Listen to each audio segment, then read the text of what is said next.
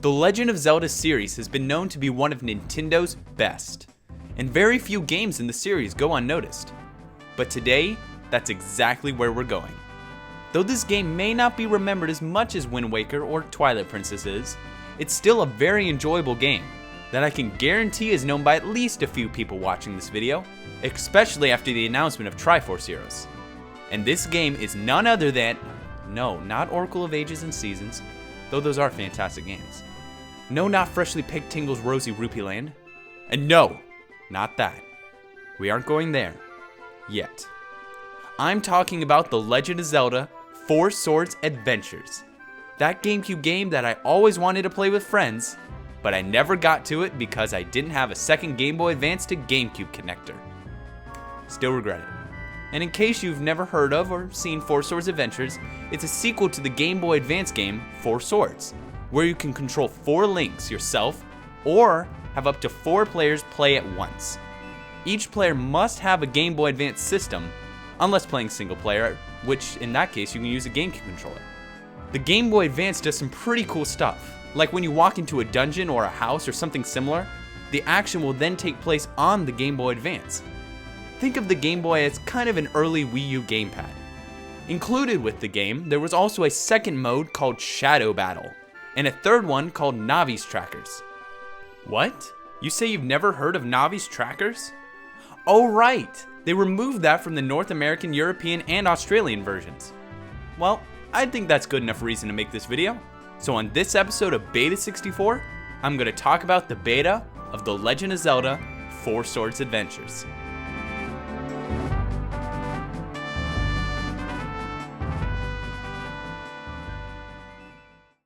Four Swords Adventures was first shown at E3 2003 as 2 different Zelda games that would make use of the new Game Boy Advance connectivity to the GameCube. These games were called 4 Swords and Tetris Trackers. Tetris Trackers pits 4 players against each other, each with their own Game Boy Advance, with the goal being to collect as many stamps as possible from Tetris Pirate Crew within a time limit. On the Game Boy Advance, each player would move around freely on a map, searching for Tetris Crew, while on the TV, a large map of the area is shown, with Tetra, who is constantly narrating the game. And speaking of speaking, in this mode, many of the characters actually have full voice acting, a rarity in any Zelda game.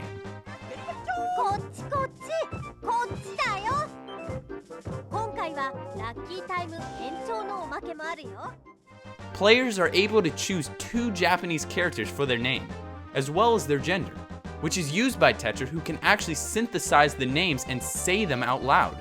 It's quite impressive, really. Single-player gameplay is also available, with the player competing against Tingle.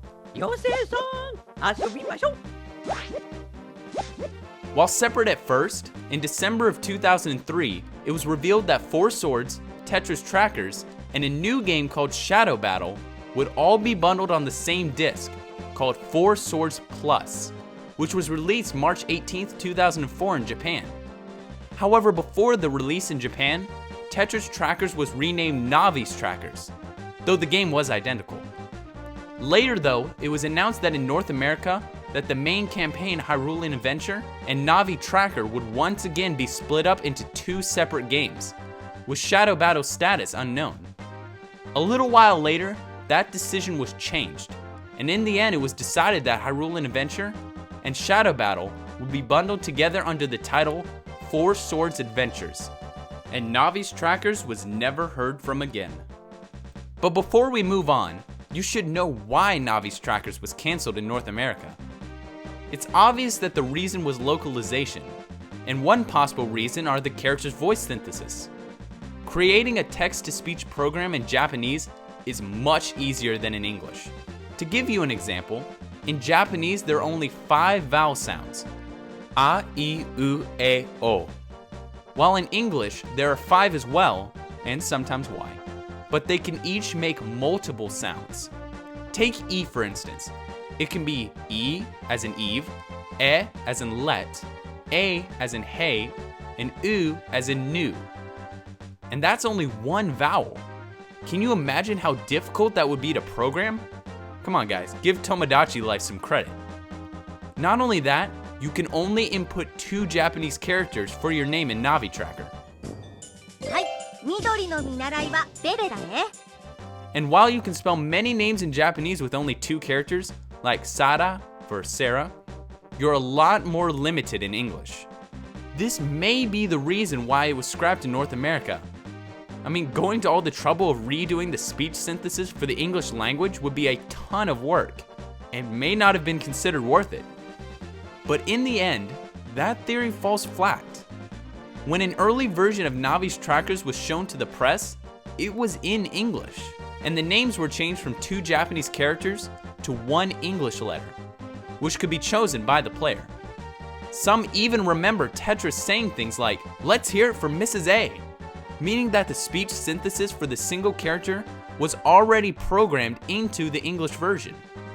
Sadly, I couldn't find any video of this early English build, so all we have to go on are these screenshots of the game in action. And if you compare these screenshots to the final game, you don't have to look very close to notice that many things changed. And the same thing goes for the Game Boy Advance side of the game as well. But in the end, if speech synthesis wasn't the reason for removing the game mode, what was? Frankly, I don't know. Maybe at the point the press was shown the early build, all the voices hadn't been recorded yet, and Nintendo may have run into some trouble. But this is just speculation, so don't take it as fact. As far as Hyrulean Adventure goes, there's a very nice video showcasing an early build of the game. In the footage, we can see quite a few differences. First, the most obvious, is Link's sprite. The early version of it is based off of Link to the Past, while the final version is based more off Wind Waker. Also, if you look, the world is a lot less detailed in the beta. It actually resembles more of an SNES game than a GameCube one, which is what they were originally basing it on until the big change to Wind Waker. Not only that, the HUD, as it seems with every other game, was changed as well. First off, the hearts are shown for each player on the corner of the screen, but in the final game, it's shown above the players as well. Now, how did I know it's not shown above the player in the beta? Well, because of this part here, it shows many Links getting hurt, but no hearts appear over their heads. Another thing about this section is interesting. The Links are collecting rupees instead of Force Gems like in the final game. In fact, rupees don't even appear in Four Swords Adventures at all. But they did appear in Four Swords for the Game Boy Advance. Interesting. Of course, that also means that the rupee icon near the counter was changed to Force Gems. When looking at early footage, of course you have to pay attention to what's there that's changed, but you also have to look for what isn't there. Like, there is no icon of the player's head or an empty space for items. And there is also no text to show what place you are, depending on how many collectibles you've gathered. Also, apparently magic was planned for Four Swords Adventures, because this scene shows a magic meter for each player. One final thing to note is at the end of this video, it calls the game The Legend of Zelda Four Swords for the Nintendo GameCube, instead of Four Swords Adventures or Four Swords Plus, which places this footage somewhere between June and December of 2003, and I'd bet my money on something closer to E3. Now let's move ahead to some unused graphics.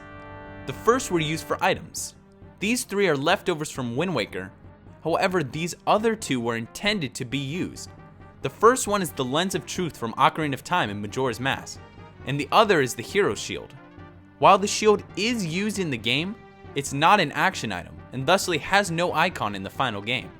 Some may think that these 2 icons are leftovers as well, but if you look at the icons actually used in the other games, it's clear that these were redrawn for Four Swords Adventures, meaning that they were intended to be used as action items in-game. There's also one unused enemy in the game's files, but just graphics of it. There's no functionality left for this poor creature. From the looks of it, 2 players would pull on each end of the enemy to reveal a weak spot. This enemy is actually similar to one that exists in Four Swords for the Game Boy Advance, called a Hikun, except that this enemy you would simply pull apart in the Game Boy Advance version. I don't know exactly why this enemy was scrapped, though some suggest that it's because playing as one player, you couldn't pull both sides. But couldn't Nintendo have just done what they did in Four Swords with Hikun, where the computer would simply pull the other side automatically? I don't know, it's a mystery. Moving on, Link has two unused graphics, one of which is actually the Link to the Past sprite used in the early footage we saw before. Or was it? Yes, they both look the same, but I have doubts that this was the actual sprite used in the trailer because of its file name, link.01test. Now why would they name the sprite they were going to use for the characters Test? There are two reasons. One, the original Link to the Past look was simply a placeholder in the trailer, and they weren't intending it to make it look like that at all. Or two, this is simply a test that they imported later, which wasn't used in the trailer, but instead it was simply used, well, to test things.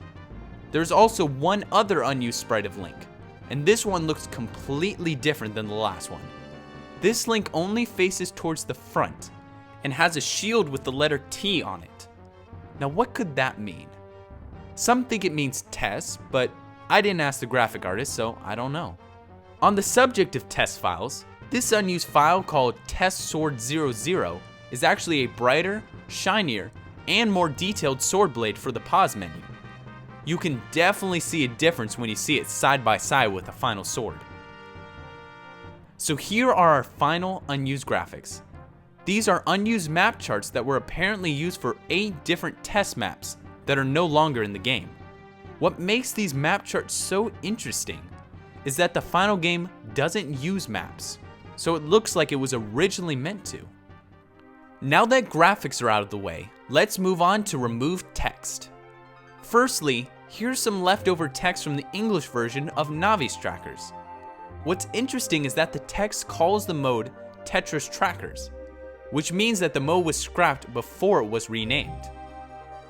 And speaking of unused text, in a text dump of the final game's French translation, there are some strings of untranslated English that don't fit into the final game. For instance, this text here says you can throw your ally to turn him back into a sword. So it seems like your allies could have originally been transformed into a sword, and the only ally that can be made into a formation are the links. So it appears that the links would have first been swords. Huh. Another thing, this line of text proves that you would have originally used magic with the items, like what we saw in the early footage before.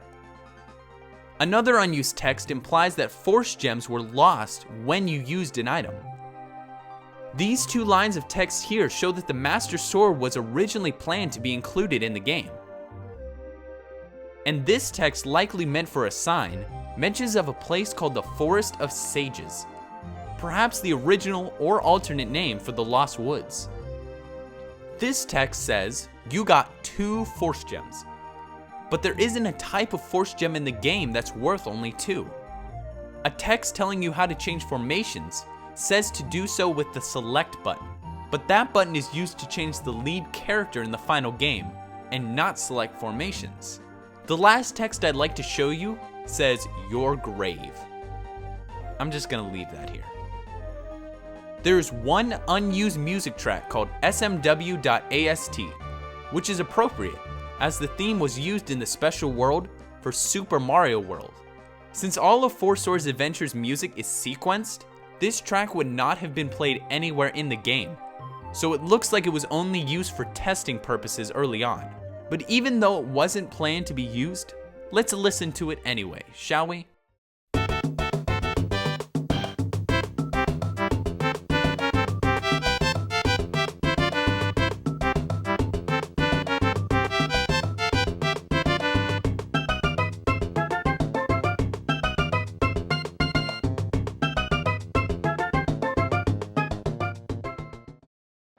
So that's the beta of Four Swords Adventures. I would have really loved to have played Tetris or Navi Trackers when the game first came out. It would have been a whole lot of fun to play with friends. But I don't hold a grudge. And plus, if you really want to play it, all you've got to do is pick up a copy of the Japanese version and a Japanese GameCube. So how much is that? 40? 50 bucks? Oh, 80 to 100? Well, I think I'll pass. So this has been Beta64 with The Legend of Zelda 4 Swords Adventures Beta. Thanks for watching.